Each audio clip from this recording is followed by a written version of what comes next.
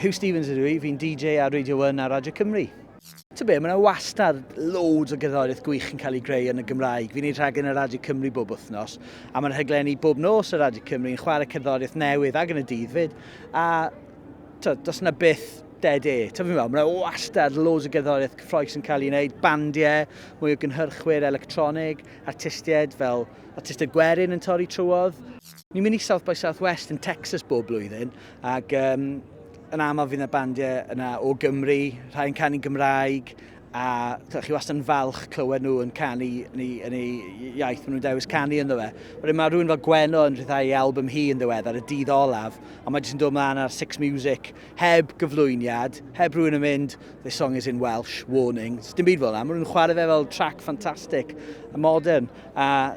Mae'r bandiau mae'n chwarae o amgylch y byd, yn dach chi Caitlin Bon a H. Hawkline, ac wrth gwrs y Super Furry Animals yn headline y llwyfannau, Glastonbury a Japan ar rownd y byd.